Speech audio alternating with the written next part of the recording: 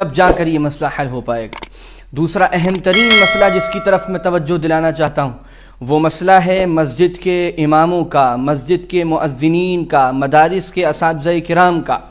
Lock down سے پہلے بھی یہ بات میں نے مختلف موقعوں پر عرض کی، اور لاک ڈاؤن کے زمانے میں اور اس کے بعد جو تازہ ترین صورتحال ہے اس کو دیکھ کر میں عاجزانہ اور مؤدبانہ یہ درخواست لوگوں سے کرتا ہوں کہ اللہ کے لیے ان ائمہ کرام، ان مؤذنین کرام اور ان اساتذہ کرام کی اہمیت کو سمجھیے۔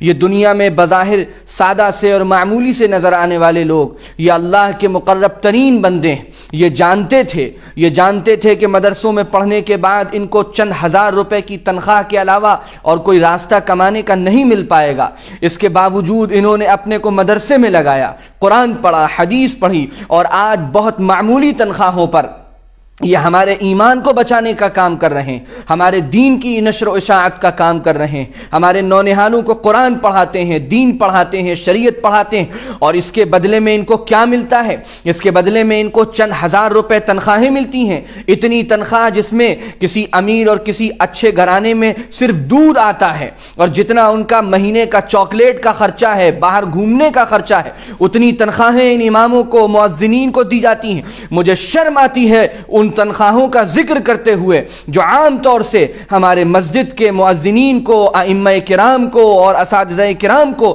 مدرسے کے اساتذہ کرام کو دی جاتی ہیں۔ میں خاص طور سے اپیل کرتا ہوں، ان کو پہچانیے، ان کے مقام کو پہچانیے، ان کی عظمت کو پہچانیے، ان کی قدر کیجیے۔ ان کو ایسا مشاہرہ اور ایسی تنخواہ مسجد کی ہر مسجد کی کمیٹی ایسا مشاہرہ دے جو کم از کم یہ عزت کی زندگی گزار سکیں۔ کیا ان کی تمنائیں نہیں ہیں؟ کیا ان کا دل نہیں چاہتا ہوگا اچھا کھانے کا؟ کیا ان کے بیوی بچوں کو اور اچھے کپڑے پہننے کی طبیعت نہیں ہوتی ہوگی؟ کیا ان کا کبھی کہیں جانے کا دل نہیں چاہتا ہوگا؟ کیا ان کو اچھی سواری لینے کا دل نہیں چاہتا ہوگا؟ کیا ان کو اپنے لیے ایک ذاتی مکان بنانے کا، اپنے حج بیت اللہ کے لیے پیسے جمع کرنے کا، کیا یہ خواہشیں ان کے دل میں پیدا نہیں ہوتی ہوں گی؟ یہ گھٹ گھٹ کر اپنی خواہشوں کو دباتے ہیں۔ ان کے اندر خودداری ہوتی ہے، ان کے اندر غیرت ہوتی ہے، ان کے اندر حیا ہوتی ہے، اس لیے یہ کہتے نہیں ہیں لوگوں سے۔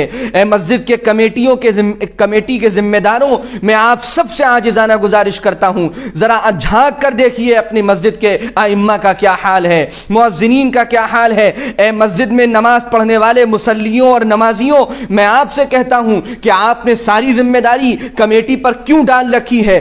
آپ کمیٹی کے لوگوں سے پوچھیں کتنی تنخواہ دیتے ہیں آپ امام کو اور کتنی تنخواہ دیتے ہیں آپ مؤذن کو۔ ہمارا اس میں تعاون شامل کیجئے۔ امام صاحب کی تنخواہ اور بڑھائیے، مؤذن صاحب کی تنخواہ اور بڑھائیے، اور ایک معیاری تنخواہ ان کو دینے کا نظام بنائیے۔ اور اس تنخواہ کے علاوہ ہر مصلی کی ذمہ داری ہے کہ وہ اپنے مسجد کے امام کا خیال کرے، مسجد کے مؤذن کا خیال کرے، اور پابندی کے ساتھ، اپنی سعادت سمجھ کر، اخلاص کے ساتھ، کوئی احسان کرتے ہوئے نہیں، اخلاص کے ساتھ، سعادت مندی کے ساتھ ہر مہینے اہتمام سے اپنے مسجد کے امام کو اور مؤذن کو کچھ ہدیہ دیا کیجئے۔ کبھی نقد اس طرح دیجئے کہ آپ محتاج ہیں دینے کے، اس طرح چھپ کر اور اخلاص کے ساتھ دیجئے۔ ان کی ضرورتوں کا سامان ان کو مہیا کرائیے۔ یہ ہر نماز پڑھنے والے کی ذمہ داری ہے۔ آپ کے یہاں ٹی وی کا بل اور انٹرنیٹ کا بل اور موبائلوں کا بل جتنا جاتا ہے اس سے کم تنخواہیں آپ کے مسجد کے امام کی ہیں، آپ کے مسجد کے مؤذن کی ہیں۔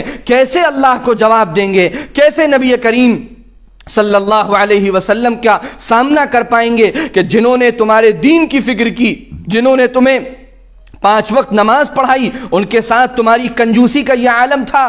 بڑی قسم پرسی میں وہ لوگ جیتے ہیں، ان کے یہاں بیماریاں آتی ہیں، وہ مجبور ہیں سرکاری اسپتالوں کی لمبی لائنوں میں لگنے کو، کیونکہ وہ 100-200 روپے سے زیادہ اپنے بیوی اور بچے کے علاج پر خرچ نہیں کر سکتے۔ اگر مسجد کے امام یا ان کے گھر میں، ان کے بیوی بچوں میں، مؤذن یا ان کے گھر میں بیوی بچوں میں کوئی بیمار ہے، مسجد کے تمام مصلیوں کی ذمہ داری ہے کہ ان کے بہترین سے بہترین علاج کی کی وہ فکر کریں، ان کی خبرگیری کریں، ان کو ضرورت کا سامان مہیا کرائیں، اور یہ سب اپنی سعادت مندی سمجھ کر کریں۔ اساتذہ مدارس کے اساتذہ کرام کا جو حال ہے لاک ڈاؤن کے زمانے میں اور اس کے بعد اب مدرسے ابھی بند ہیں، ہم خبرگیری نہیں کرتے، ہم فکر نہیں کرتے، یہ ذمہ داری تمام مصلیوں کی، تمام نماز پڑھنے والوں کی ہے۔ اور سب سے آسان راستہ یہ ہے کہ ہر مسجد کے اطراف کے گھر والے اپنے مسجد کے امام کی فکر کر لیں، اپنے مسجد کی مؤذن کی فکر کر لیں، اپنی مسجد میں چلنے والے مدرسے کی فکر کر لیں۔ زیادہ دور جانے کی ضرورت نہیں ہے،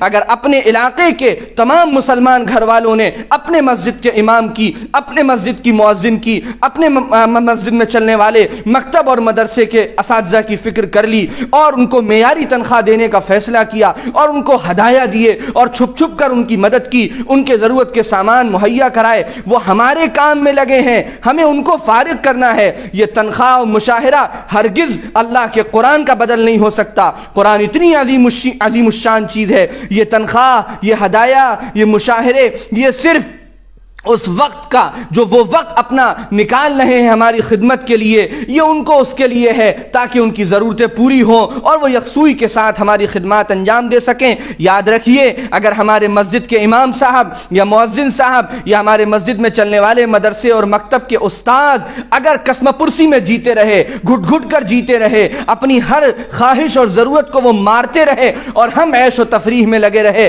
تو اللہ کے یہاں ہمارے لیے کوئی جواب نہیں ہوگا۔ ہم اس عمل کی نحوست دنیا سے لے کر آخرت تک دیکھیں گے۔ بڑی بڑی مسجدوں کی یہ کارگزاریاں ہیں کہ ان کے کمیٹی کے لوگ ہوں یا اس مسجد میں نماز پڑھنے والے مصلی ہوں، وہ خود لاکھوں اور کروڑوں میں جیتے ہیں اور ان کے مسجد کا امام چند ہزار روپے میں گھٹ گھٹ کر زندگی گزارتا ہے۔ ایسے لوگ کیسے اللہ کا سامنا کریں گے، کیسے نبی صلی اللہ علیہ وسلم کا سامنا کریں گے؟ اس فکر کو اپنے اوپر سوار کر لیجئے اور ہر شخص اپنے مسجد کی، اپنے محلے کی فکر میں لگ جائے۔ اللہ تعالی ہمیں ان ائمہ کرام کی، ان مؤذنین کرام کی اور ان مدارس کے اساتذہ کرام کی بے انتہا قدر کی توفیق عطا فرمائے اور ان کی بڑھ بڑھ کر ان کی خوب مدد کرنے کی، ان کا خوب ساتھ دینے کی اور ان کی خدمت کو اپنی سعادت سمجھنے کی توفیق عطا فرمائے۔ میرے اس پیغام کو جتنا ہو سکے دوسروں تک پہنچائیے، فردن ایک ایک فرد تک پہنچائیے۔ اس سلسلے میں رابطہ کیجئے،